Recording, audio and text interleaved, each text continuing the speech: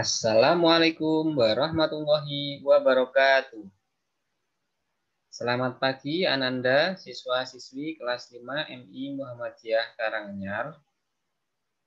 Salam sehat, salam semangat, dan tetap jaga akhlak serta jaga ibadah dalam kondisi apapun, termasuk dalam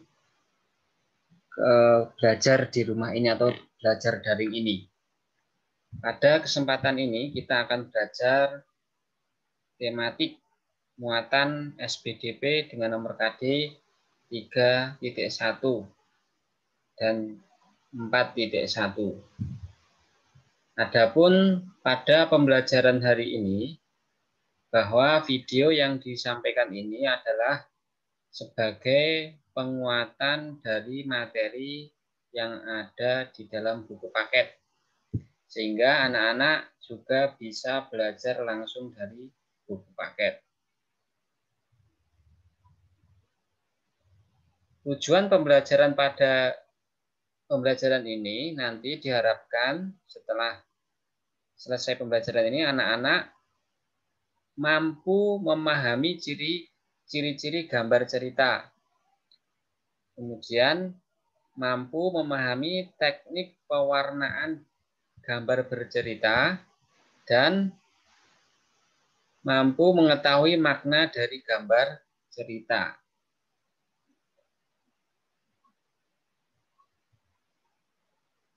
Menjelaskan ciri-ciri gambar cerita pada sampul depan buku.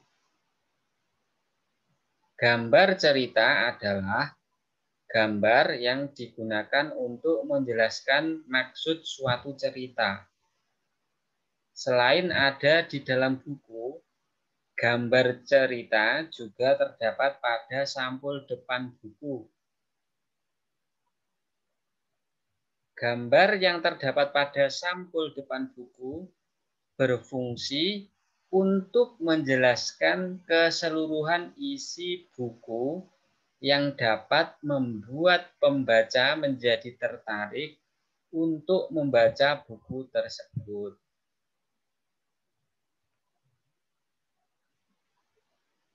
Nah, selanjutnya, gambar sampul depan buku juga memiliki ciri-ciri sebagai berikut.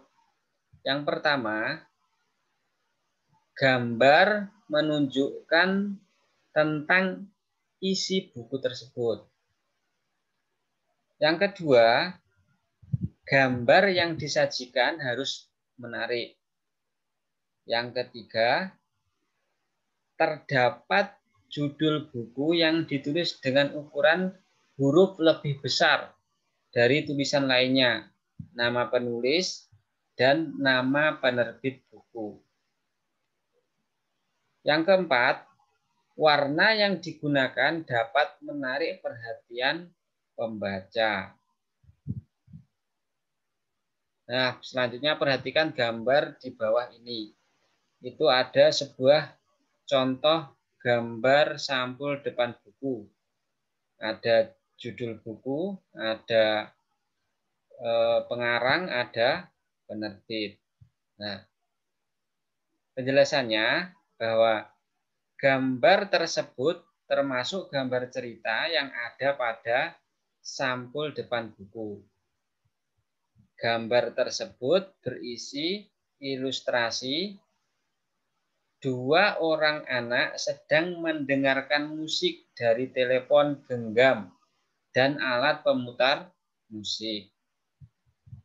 Gambar tersebut menunjukkan kemajuan zaman dalam menggunakan alat komunikasi digital. Selanjutnya untuk teknik pewarnaan dalam pembuatan gambar cerita. Gambar cerita harus dibuat seindah mungkin agar terlihat menarik. Salah satu unsur untuk memperindah gambar adalah dengan pewarnaan. Ada dua teknik yang dapat kita gunakan untuk membuat gambar cerita, yaitu yang pertama teknik basah dan yang kedua adalah teknik kering. Untuk teknik basah, sebelum diberi warna, kita sebaiknya menggambar sebuah sketsa cerita. Setelah itu barulah kita beri warna. Contoh pewarna yang menggunakan teknik basah adalah cat air. Selain cat air, kita juga membutuhkan kuas, kemudian gelas, air, palet, dan kapas. Perhatikan gambar.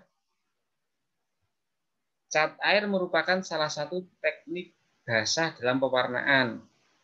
Penggunaan teknik ini harus menggunakan kertas khusus cat air. Jadi kalau tidak menggunakan kertas khusus, nanti kertasnya akan menjadi sobek.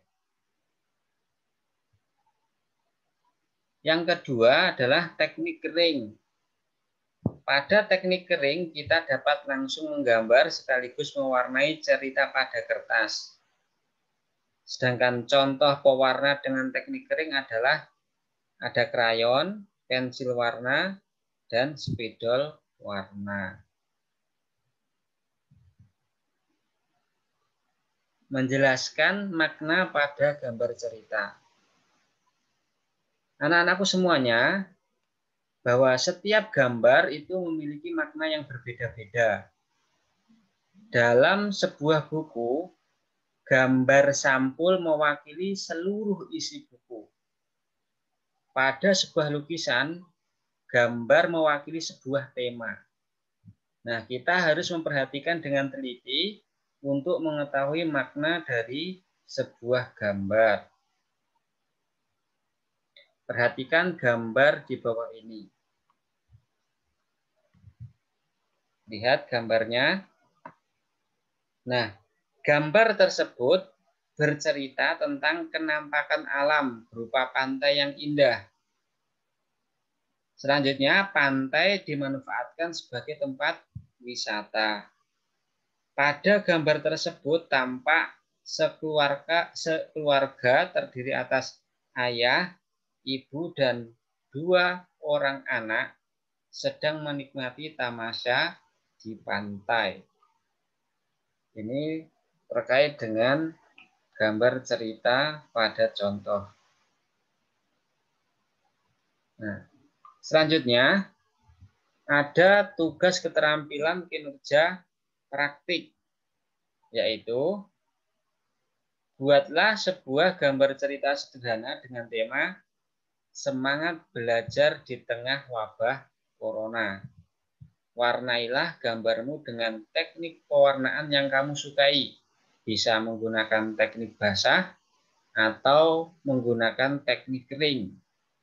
Nah, setelah selesai, tulislah cerita dari gambar tersebut.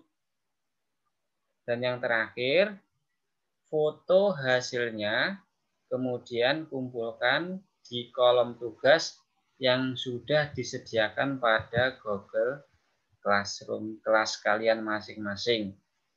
Nah, demikian pertemuan pada kesempatan hari ini. Mudah-mudahan kita segera bisa bertemu, bisa belajar bersama di ruang kelas kita. Assalamualaikum warahmatullahi wabarakatuh.